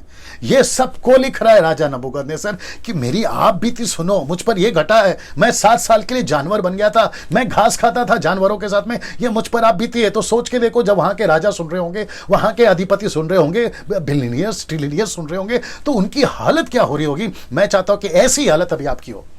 अगर कोई भी घमंड के घोड़े पे सवार है, आपको लगता है कि मैं अलाना, मैं फलाना, मैं आऊंगा, आप लोग के ऊपर आऊंगा मैं। कुछ लोगों को घमंड है, मेरे जैसा वर्शिप लीडर कोई नहीं है। यार तुम क्या चीज हो, मेरे जैसा म्यूजिक कोई नहीं बजाता, तुम क्या चीज हो। परमेश्वर अगर तुम्हें नहीं देगा, तुम क्या चीज हो। एक गायक, आराधक की बात कर रहा हूं, वर्शिपर की बात कर रहा हूं, दूसरे वर्शिपर को पसंद नहीं करता, मैं देख चुका हूं। किसी का गाना हिट हो जाए तो इसको जलन होती है, अगर इसका कुछ हिट हो जाए तो उसको जलन होती है। ये चल रहा है सर हमारे मसीह मार्केट में। एक प्रचारक अगर ऊपर जाए तो उसकी टांग खींचते हैं, बोला अरे ये क्या बोलता है, मैं इससे तो बेहतर बोल सकता हूं। मेरे पास में कितने लोग आते हैं। अच्छा, मुझे कुछ लोग पसंद नहीं करते, जब अपने जो फॉलोअर्स हैं या जो मुझे पसंद करते हैं मेरे प्रचार को, जब वो व्हाट्सएप पे फॉरवर्ड करते हैं, उनके पास्टरों के पास जाते हैं, वो कहते हैं कि हमको डैनियल राज का वीडियो मत भेजो, हम अच्छे। अरे यार क्या लगा के रखा है, डैनियल राज क्या चीज है, कुछ भी नहीं। आप क्या चीज है, कुछ भी नहीं। सब परमेश्वर है ना, और हम सब एक ही फैमिली के मेंबर्स हैं आपस में, और हम सबका एक ही पिता है। अगर डॉक्ट्रिन अच्छी है तो, कॉन्टेक्स्ट अच्छा है तो, स्क्रिप्चर अच्छा है तो, मैं उसकी बात कर रहा हूं। माता यरूशलेम ओनली जीसस जवा विटनेस को तो हम गिनती में भी नहीं गिनते। मैं बात कर रहा हूं ट्रायून गॉड की, मैं बात कर रहा हूं परमेश्वर के जो सच्चे वचन के अनुसार लेकर चलते, मैं उसकी। और जिब्रिश को तो मैं दूर ही रखता हूं, अन्य भाषा वो लिस्ट में नहीं है। जो बाइबल की अन्य भाषा है मैं उसकी बात कर रहा हूं। That was the pure language glossa, जिसको पतरस पौलुस सपोर्ट करता है और मैं भी करता हूं। लेकिन आजकल जो चल रहा है ना जिब्रिश, वो नहीं, वो तो टोटल दूर है। किस चीज का घमंड है यार, मुझे नहीं समझ में आता। कुछ कहता है कि मैं उससे बेहतर प्रचार कर लूंगा, करके दिखा। कहते हैं कि मैं उससे अच्छा गा लूंगा, करके दिखा। हम सबको अपनी औकात पता है, मैं इसलिए ये टॉपिक रखा हूं। हम सबको पता है कि हम क्या चीज है, ठीक है ना। ये बात को आपको समझना बहुत जरूरी होगा ना दोस्तों। इसको देखिए, तब तू फिर से राज्य करने पाएगा। जगत का प्रभु स्वर्ग में ही है और तू फिर से राज्य करने पाएगा ना। मैं कुछ दिखा रहा हूं, पहले देख लीजिए वचन को। ये चित्र देख लीजिए, ये देख लीजिए। यहां पे राजा पागल हो चुका है अभी तक, अर्थ के अनुसार, दर्शन का अर्थ जो बता रहा है, ये आदमी पागल हो चुका है। जो पिक्चर रखकर मैं आपको समझा पा रहा हूं ना। यहां पे आ रहा है दानियल की सलाह नबूकदनेस्सर राजा को। कब? सपना बताते बताते, अभी घटा नहीं है, घटने पर है, और घट चुका है। लेकिन उसके पहले राजा ने, क्षमा करे, दानियल ने राजा नबूकदनेस्सर को एक सलाह दी, एक एडवाइस दी। आइए देखते सलाह क्या है। वचन 27 कहता है, इस कारण हे राजा मेरी यह सम्मति स्वीकार कर, मतलब मेरा एक एडवाइस स्वीकार कर। यही है आंकड़ा। ओके, बड़े ध्यान से सुनिए। मेरी भी जैसे दानियल की सलाह नबूकदनेस्सर को है ना, वैसे ही मेरी सलाह, इस दानियल की सलाह आप सभी को है। और वो सलाह क्या है मालूम है? ये देखिए, लिखा है, इस कारण हे राजा मेरी यह सम्मति स्वीकार कर कि यदि तू पाप छोड़कर धार्मिकता करने लगे, मतलब अच्छे काम करने लगे, अधर्म छोड़कर दीनहीनों पर दया करने लगे, तो संभव है कि ऐसा करने से तेरा चैन बना रहे। मतलब जो विपत्ति तुझ पर बीतने पर है वो तुझ पर नहीं बीतेगी। मैं रखूंगा, आगे वचन रखूंगा। लेकिन गलती यह हो गई कि दानियल ने, माफ करिए, नबूकदनेस्सर ने दानियल की सलाह स्वीकार नहीं करी। मैं रखूंगा उसको। सुनो मैं क्या बोलने जा रहा हूं। आपको पता है इसका मतलब क्या है? परमेश्वर नबूकदनेस्सर को अभी भी एक चांस दे रहा है, दानियल के द्वारा अभी भी एक चांस दे रहा है। और इस वीडियो के माध्यम से आज परमेश्वर इस दानियल के द्वारा, मैंने कल कहा था या परसों कहा था, याद नहीं आ रहा, वचन दो धारी तलवार है, ये मेरे लिए भी आपके लिए भी, इस दानियल के द्वारा आपको एक मौका दे रहा है। अगर तुम अभी घमंड के घोड़े पे सवार हो, अगर कहीं पे भी आपको लगता है मेरा रुतबा, मैं अलाना हूं, मैं फलाना हूं, मैं सीनियर हूं, मैं प्रेसिडेंट हूं, मैं सेक्रेटरी हूं, मैं बॉस हूं, मेरा चर्च, मेरी बिल्डिंग, बाकी सब मेरे हाथ के नीचे, अगर ऐसा कोई है, या ऐसा कोई चर्च का पास्टर, या ऐसा कोई विश्वासी, नेशनल हो या इंटरनेशनल, बाकी सबको वो कचरा समझता है, मैं उन सभी को कहना चाहता हूं, सर मेरी सलाह लीजिए, नहीं तो दिन बुरे आने वाले हैं। क्योंकि परमेश्वर दीनों का आदर करता है और घमंडियों का सामना करता है, घमंडियों का सामना करता है। आई विश कि मेरे पास में कुछ टाइम और हो। 1 घंटा तो हो चुका है, क्योंकि मुझे बहुत कुछ और बताना है आपको। अभी मुझे नहीं पता कि आपके अंदर क्या चल रहा है, अभी क्या चल रहा है। और ये जब ही जिसके पास पहुंचेगा, वो जब देख रहा होगा उसके अंदर क्या चल रहा होगा, मुझे नहीं मालूम। लेकिन मैं चाहता हूं कि पवित्र आत्मा आपको पूरी तरह से कायल करे, आपको पूरी तरह से तोड़े। आप जहां जहां घमंड के सवार, आप जिस चीज को लेकर चल रहे ना कि मेरे जैसा कोई नहीं है, मैं बेहतर हूं, मैं बेहतर बोलता हूं, मैं बेहतर गाता हूं, मैं बेहतर बजाता हूं, मैं बेहतर दिखता हूं, मेरा सब कुछ बेहतर है, मेरा घर, मेरा चर्च, मेरी वर्शिप, मेरी क्वायर टीम, वाह कैसे। और दूसरे पास्टर को, दूसरे सेवक को, दूसरे चर्च को आप तुच्छ समझते हो। आपका मेगा चर्च है तो आप दूसरे चर्च को तुच्छ समझते हो। आप बड़े पास्टर हो, फेमस हो, इंटरनेशनल, तो दूसरा जो बेचारा गांव का उसको तुम तुच्छ समझते हो। अगर ऐसे घमंड पे हो तो एक सलाह दे रहा था इसको दानियल, और ये दानियल दे रहा सलाह आपको, जितनी जल्दी हो सकता है सुधरिए। पता है क्यों? क्योंकि परमेश्वर, दूसरा पत्र 3:9, नबूकदनेस्सर राजा के लिए और आपके लिए और मेरे लिए कहता है, क्या कहता है? देखिए, प्रभु अपनी प्रतिज्ञा के विषय में देर नहीं करता, जैसी देर कितने लोग समझते हैं, पर तुम्हारे विषय में धीरज धरता है और नहीं चाहता कि कोई नाश हो। अब इसको देखो, वरन यह कि सबको मन फिराव का अवसर मिले। यह है परमेश्वर। परमेश्वर चाहता है कि सबको मन फिराव का मौका मिले। 22 कर लो, सबको मन फिराव का मौका मिले। यह परमेश्वर है दोस्तों। परमेश्वर नहीं चाहता था कि नबूकदनेस्सर के साथ में ये 7 साल बीते, लेकिन उसकी हरकत है, उसको औकात पे भी लाना है, लेकिन एक मौका दे रहा है। See how wonderful he is. हमारा परमेश्वर कितना अद्भुत है, आपको मौका दे रहा है। इसलिए मैंने कहा कि कल जो लोग उल्टी सीधी बकवास कर रहे थे ना, कमेंट बॉक्स में गालियां दे रहे थे, उल्टा सीधा बोल रहे थे, उन सबको परमेश्वर आज बताना चाहता है कि बेटा, अगर हम धीरज रखे हैं, परमेश्वर अगर धीरज रखा है, तो इसमें आपकी भलाई है, आपको सुधरने का मौका मिलता है ना। इसको देखिए, वचन 28, अभी मैं आ रहा हूं नजदीक। वचन 28, ये सब कुछ नबूकदनेस्सर राजा पर घट गया, ये घट गया, लेकिन इसको देख लीजिए, लेकिन 12 महीने के बाद, वापस आता हूं, ये सब कुछ घटा किसके ऊपर? राजा के ऊपर। कौन सा? जो कुछ मैंने बताया, जानवर बने 7 साल के, लेकिन कब? 12 महीने के बाद। अब आप बोलोगे डैनियल भाई 12 महीने के बाद, ये कहां लिखा है? ये देखिए, वचन 29 कहता है, 12 महीने बीतने पर जब वह बाबेल के राजभवन की छत पर टहल रहा था, तब वह कहने लगा। मैं बताता हूं कि इसका मतलब है परमेश्वर ने उसको 12 महीने दिए थे। दोस्तों, 12 महीना बहुत होते हैं। देख लीजिए, 12 महीना बहुत होते हैं। अभी भी यही है आंकड़ा जी, 12 महीना बहुत होते हैं। 1600 लोग देख रहे हैं अभी।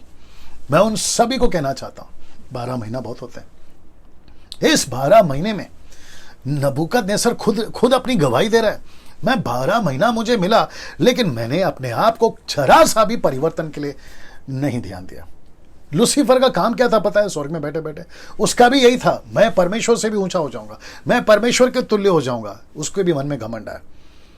ऐसे कई लोग हैं जिनके मन में घमंड आया, और परमेश्वर, मैं वापस रिपीट कर दूं कि परमेश्वर घमंडियों का सामना करता है। अगर कोई यहां पर अभी सुन रहा है, मुझे नहीं पता मैं कैसे बात करूं आप लोगों से, अगर कोई यहां सुन रहा है और आपके मन में किसी के लिए नफरत है, आपके मन में किसी के लिए अनफॉरगिवनेस है, क्षमा जिसको कहते हैं, आप अपने किसी भी मसीह भाई बहनों से आप नफरत लेकर चल रहे हैं, मैं कहता हूं कि इसको देखिए और इससे सीखिए आज आप। अभी मैं चित्र रखूंगा, आपको पता चलेगा। कुछ चित्र तो मैं दिखा चुका हूं। अगर आपको लगता है कि आपने अभी तक उसको माफ नहीं किया, मैं चाहता हूं माफ कर दीजिए। अगर आपको लगता है कि ऐसी कोई बात है जो आप लेकर चल रहे हो, ये चैप्टर आपको मदद करने पाए कि आपको कितना जल्दी सुधरना चाहिए। 12 महीने बहुत होते हैं, लेकिन आपको पता है क्या किया? वचन 29 कहता है 12 महीना बीतने पर जब आप बाबेल के राजभवन के छत पर टहल रहा था। मैं आपको पिक्चर दिखा देता हूं, ये चित्र देख लीजिए, दिख रहा है उसमें? ये ऐसा जब अपनी छत पर टहल रहा था, जब ये अपने छत पर टहल रहा था, जितना मदद कर पा रहा हूं आपको मैं कर रहा हूं पिक्चर के माध्यम से। ये अपने छत पर जब टहल रहा था, रोमियो की किताब उसका 2 का 4 क्या कहता है मालूम है? क्या तू उसकी भलाई और सहनशीलता और धीरज रूपी धन को तुच्छ जानता है? और क्या ये नहीं समझता कि परमेश्वर की भलाई तुझ पे मन फिराव को सिखाती है? जब ये अपने छत पर टहल रहा था, आपको पता है क्या बोला इसने? वचन 30 में देखिए, क्या ये बड़ा बाबेल नहीं है? कौन सा बड़ा बाबेल? ये देखो, वापस दिखा देता हूं। ये सब, क्या ये बड़ा बाबेल? ये सब और ये सब। फिर कहता है, जी आ जाता हूं, ये कहता है क्या ये बड़ा बाबेल नहीं है जिसे मैं ही ने अपने बल से बनाया, जिसको मैंने बनाया और सामर्थ से राज निवास होने को और अपने प्रताप की बढ़ाई के लिए बसाया है। देखो, अपने प्रताप, ये है घमंड, ये है रुबाब, ये इसको लगता था ये है मैं, ये हूं मैं नबूकदनेस्सर। अब जरा वचन को ध्यान से सुनना, वचन 31 को, वचन 31 आपके बीच में रखने जा रहा हूं। यह वचन राजा के मुंह से निकलने भी ना पाया था, मतलब इसके मुंह से निकला भी नहीं था, ऐसे आधा निकला ही था। जरा देखिए, आकाशवाणी हुई, हे राजा नबूकदनेस्सर, तेरे विषय में यह आज्ञा निकलती है 12 महीने के बाद, याद रखो, कि राज्य तेरे हाथ से निकल गया। राज्य तेरे हाथ से निकल गया, राज्य तेरे हाथ से निकल गया। मतलब जैसे उसने कहा मैं हूं नबूकदनेस्सर, मैंने सब कुछ बनाया, मैं हूं, जैसे उसके मुंह से ये शब्द, वापस कह देता हूं, ये सब कुछ मैंने नहीं बनाया, मेरे प्रताप के लिए। कितने महीने दिए? 12 महीने। सपने का अर्थ दानियल ने बताने के बाद 12 महीने का गैप है। उसके बीच में ये आदमी सुधरना चाहिए, लेकिन नहीं सुधरा।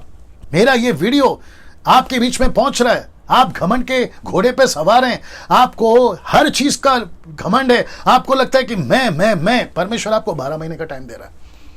ये कोरोना वायरस और ये लॉकडाउन में आपको परमेश्वर मौका दे रहा है, जितनी जल्दी हो सकता है आप अपने आप को सुधारिए। यह वचन इसके मुंह से निकला भी नहीं था, ऐसा लिखा है कि इसके मुंह से निकला भी नहीं था कि आकाशवाणी हुई, तेरे विषय में यह आज्ञा निकलती है कि तेरा राज्य तेरे हाथ से निकल गया। यह राज्य तेरे हाथ से निकल गया। Can you believe this? कुछ लोग का अभिषेक, सेवक के अंदर से अभिषेक निकल गया है, सिर्फ डंडा मार रहे हैं लेकिन पानी नहीं निकल रहा है। जिसको समझ में आ रहा है समझ जाइए। परफ्यूम की बोतल खाली हो गई है, अंदर परफ्यूम नहीं है, लेकिन फिर भी फुसफुस कर रहे हैं। आगे आप समझदार हैं। उनके फेसबुक पे वो अपनी पुरानी वीडियोस डाल रहे हैं, जबकि सब कुछ खत्म हो गया, अंदर से सब कुछ खत्म हो गया। परमेश्वर ने उनको बता दिया कि बेटा तू तो गया है, देखो तू गया, लेकिन उसके बावजूद भी वो कहते हैं ना, हवा मार रहे हैं अभी भी। थोड़ा सा सोचिए सर, थोड़ा सोचिए। ये डैनियल राज की बातें नहीं, मैं तो पहले कह चुका हूं। मैं सड़क पर खड़ा यूहन्ना बपतिस्मा की तरह, जैसे वो चिल्ला रहा था ना, मैं वो आवाज हूं। जैसे खोजा के लिए फिलिप था ना, दौड़ता दौड़ता यार यीशु को अपना ले, मैं वो हूं, अपने आप को कंसिडर करता हूं, बस मैं वो हूं। ये बर्तन है, बाकी आवाज उसकी है। मैं आपको सच बता रहा हूं। सो मेरे जितने शत्रु हैं मसीह मार्केट में, उन सबको कहना चाहता हूं, अगर ये वीडियो देख रहे हैं, यार सुधर जाओ, मौका अभी भी है ना। सुधर जाओ और सही ट्रैक पे आओ। वचन 32, और तू मनुष्य के बीच में निकाला जाएगा, मैदान के पशुओं के संग रहेगा। अब देखो, बैलों के समान घास चरेगा, और 7 काल तुझ पर बीतेंगे, मतलब 7 साल काल तुझ पर बीतेंगे, जब तक कि तू ना जान ले कि परम प्रधान मनुष्यों के राज्य में प्रभुता करता है, और जैसे चाहे और जिसे चाहे वह उसे दे देता है। ये देख लीजिए, मनुष्यों के बीच में परमेश्वर ही प्रभुता करता है, बाकी कोई नहीं। वहां सब ठीक है। ये मनुष्यों के बीच में परमेश्वर ही प्रभुता करता है। ये बात जब तक तू ना जान ले, कुछ फोटो दिखा रहा हूं मैं आपको, ये देख लीजिए। ये है नबूकदनेस्सर राजा, ये देख लीजिए। ये है नबूकदनेस्सर राजा, ये देख लीजिए। ये है नबूकदनेस्सर राजा, ये देख लीजिए। ऐसा हो गया था ये आदमी। Can you believe this? मैं थोड़ी देर में समाप्ति पर जा रहा हूं, ठीक है ना। ये है, ऐसा हो गया था। अब आप सोच के देखिए, इसको कितने महीने मिले थे? 12 महीने। ये 12 महीने में ये बंदा सुधरना चाहिए ना। आपको इसको देखकर ऐसा लगता होगा ना, क्या पागल है। परमेश्वर ऊपर से देखकर आपको और हमको भी बोल रहा होगा, यार इतना टाइम दे रहा हूं, अभी तो सुधर जाओ। कोरोना वायरस को आपके सामने दिखा दिया, लॉकडाउन को आपके सामने दिखा दिया। अब तो उतरो घमंड के घोड़े से नीचे, अब तो उतरो अपने मैं के नीचे, मतलब जो मैं पना है उससे निकलो ना बाहर। मैं अलाना, मैं फलाना, मैं ये, मैं वो, क्या लगा के रखा है। मैं सबसे बात कर रहा हूं, जो मुंबई वाले हैं, पूना वाले, नागपुर वाले, गुजरात वाले, पंजाब वाले, आपके भारत के 29 राज्य और other countries of the world, सबको बात कर रहा हूं। मैं खुद को भी बोल रहा हूं। ये वचन हम सबको बहुत कुछ सिखा रहा है, मतलब ये स्टोरी हमको बहुत कुछ सिखा रही है। नाउ आपको पता है वचन 33 में क्या हुआ? उसी घड़ी यह वचन नबूकदनेस्सर के विषय में पूरा हुआ। वह मनुष्य में से निकाला गया, बैलों के समान घास चरने लगा। सीधे उसकी देह आकाश की ओर से भीगती थी, यहां तक कि उसके बाल, मैं वो चित्र भी दिखाऊंगा, उकाब पक्षी के, उकाब पक्षी मतलब ईगल के पक्षी के पैरों से, और उसके नाखून चिड़ियों के पंजों के समान बढ़ गए थे। चित्र देख लीजिए, चित्र देख लीजिए, दिख रहा है उसमें ठीक से? सीधे ये था। और जबकि एक राजा ऐसा हो सकता है, ये किसका श्राप है? परमेश्वर का। ऐसा क्यों हो गया? घमंड के घोड़े पे सवार था, क्या कह रहा था? मेरा राज्य, मेरा राज्य। जबकि परमेश्वर कहता है मनुष्यों में मेरा राज्य है। हर घुटना, फिलिप्पी की किताब उसका 2 अध्याय 10-11 पढ़ा होगा ना, हर घुटना झुकेगा, हर जबान कबूल करेगी कि यीशु मसीह ही प्रभु है। तुम मुस्लिम्स, तुम हिंदूस, तुम बुद्धिस्ट, तुम पारसी, तुम आदिवासी, तुम यहूदी, तुमको मानना ही पड़ेगा, या तो जीते जी या तो मरने के बाद। यीशु ही परमेश्वर है, यीशु ही खुदा है, यीशु ही गॉड है, वही परमेश्वर है, और वही वापस आने वाला है। मैं बता दूं आपको, वही वापस आने वाला है। ये उतना ही सच है जितना कि आज का दिन और अभी आप लोग मुझे देख रहे हैं, ये उतना ही सच है। वाह, ये व्यक्ति का हालत ना, इस घटना से हम क्या सीख सकते हैं? परमेश्वर को कभी भी हल्के में नहीं लेना चाहिए। मैं रिपीट कर दूं, इस घटना से हम क्या सीख सकते हैं? 4 अध्याय से, परमेश्वर को कभी भी हल्के में नहीं लेना। हल्के में मतलब समझते हैं, मजाक में नहीं लेना। कमेंट्स आ रहे हैं, ये सब ठीक है। हाँ, मैं रिपीट कर दूं, परमेश्वर को कभी भी हल्के में नहीं लेना। कुछ लोगों ने हल्के में लिया था, मैं बताऊंगा। परमेश्वर को कभी भी हल्के में नहीं लेना, और घमंड कभी भी नहीं करना चाहिए। किसी भी चीज पे घमंड नहीं करना चाहिए। मुझे ये आता है, मुझे वो आता है, मैं अलाना हूं, मैं फलाना हूं, मेरे जैसा कोई नहीं गा सकता। अरे मैं क्या ऊंचा सुर में गाता हूं, तुम्हारी औकात क्या है भाई? मैं बहुत अच्छा गा लेता हूं, मेरे जैसा गाना कोई नहीं गा सकता, तुम्हारी औकात क्या है? एक झटके में नीचे उतार देगा तुमको परमेश्वर। मेरे जैसा कोई नहीं बजा सकता। ये घमंड कहां से आ गया तुमको? तुम हो क्या चीज?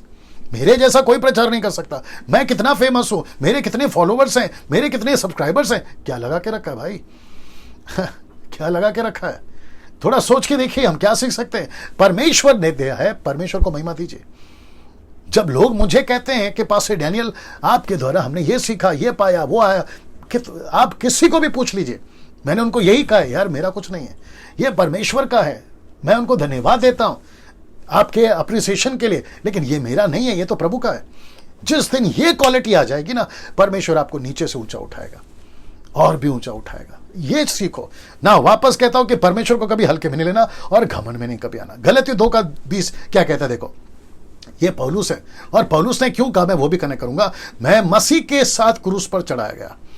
वाह, कौन क्रूस पे चढ़ाया गया? मेरा मैं, मतलब जिसको कहते हैं इंग्लिश में आई, मतलब आई जहां से पाप आए ना, सिन, SIN, बीच में आया ना आई, SIN, ये जहां से पाप निकलता है, वो कहता है कि वो आई को, मतलब मैं मसीह के साथ क्रूस पर चढ़ाया गया हूं। इसको देखो, और लिखता है कि और अब मैं जीवित ना रहा, no longer that I live, मतलब ये मैं नहीं हूं जो जी रहा हूं। फिर कहता है मैं मसीह में, पर मसीह मुझ में जीवित है। मैं मसीह में नहीं, मसीह मुझ में जीवित है। इसको देखो, और मैं शरीर में अब जो जीवित हूं तो केवल उस विश्वास से जीवित हूं जो परमेश्वर के पुत्र पर है, जिसने मुझसे प्रेम किया और मेरे लिए अपने आप को दे दिया। सो मैं कहां जिंदा हूं? हम तो कब के मर गए। जो कुछ है वो सब प्रभु का है। 20 कर लीजिए उसको, जो कुछ है वो प्रभु का है ना। ऐसा क्यों कह पाया, अब आपको बताता हूं। इसको देखो, 26:14 प्रेरितों की किताब, the book of acts chapter 26:14 कहता है कि और जब हम सब भूमि पर गिर पड़े तो मैंने इब्रानी भाषा में क्या सुना, देखे मुझसे ये कहते हुए ये शब्द सुना। पौलुस कह रहा है कि हे शाऊल, जब वो शाऊल था, तू मुझे क्यों सताता है। ये लाइन मुझे अच्छा लगा, इसलिए मैंने उसको लाल में डाल दिया। कहता है कि पहने पर लात मारना तेरे लिए कठिन है। पहने पर लात मारना, ये चित्र दिखा देता हूं मैं आपको, ये चित्र देख लीजिए। ये जैसे ही घोड़े से नीचे उतरा, गिरा, रोशनी आई, यीशु मसीह का प्रकाश उसके ऊपर गिरा, और यीशु मसीह ने ये लाइन बोली कि बेटा तेरे लिए पहने पर लात मारना कठिन है। मैं वापस पूछ रहा हूं, सब ठीक है? कमेंट्स। जब कल कुछ लोगों ने कमेंट करा उल्टे सीधे हम लोगों के बारे में, मसीहों के बारे में आजकल चल ही रहा है, तो मैं उनको भी कहना चाहता हूं कि सर, जो तुम लोग पैनों पे लात मार रहे हो ना, हवा पे लात मार रहे हो ना, ये सिर्फ वैसे ही हो जाएगा, लेकिन तुम कुछ कर नहीं पाओगे। जब ये आदमी कुछ नहीं कर पाया, जिसका नाम था शॉल, हिस्ट्री चेक कर लो, बाद में बन गया पॉल, जो सताता था मसीहों को, ये खुद ही मसीहों के, यीशु के लिए सताव में चला गया। जो दूसरों को मारता था, यीशु के लिए खुद मार खाने लगा। जो दूसरों को धमकी देता था, यीशु के कारण दूसरों की धमकी लेना शुरू कर दिया। यह है परमेश्वर, ऐसा बदलता है। इसको हमेशा याद रखिएगा ना। मैं समाप्ति पर आ रहा हूं। उन दिनों के बीतने पर मुझ नबूकदनेस्सर ने अपनी आंख स्वर्ग के ऊपर उठाई। अब 7 साल के बाद अब यह सुधरा, तो इसने अपनी आंख ऊपर उठाई और मेरी बुद्धि फिर जय की तय हो गई, क्योंकि यह पागल हो गया था जानवर की तरह, ये यहां ठीक हो गया।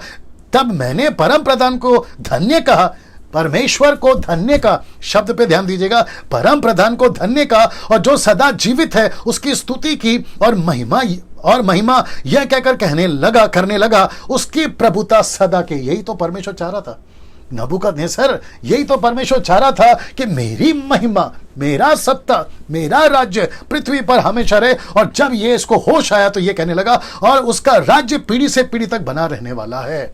Can you believe? और लेटर किसको लिख रहा है? पूरी दुनिया को। अब इसको देखो, वचन 35, पृथ्वी के सब रहने वाले उसके सामने तुझे तुच्छ गिने जाते हैं। पृथ्वी के रहने वाले उसके सामने तुच्छ गिने जाते हैं। नथिंग, लीस्ट जिसको बोलते हैं ना, तुच्छ, लीस्ट।